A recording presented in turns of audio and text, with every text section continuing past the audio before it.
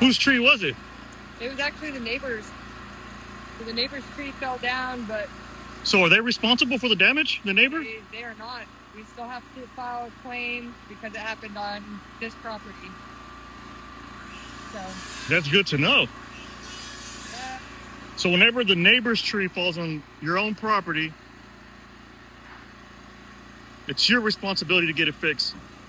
Unless the neighbor's tree was dead and there was negligence involved.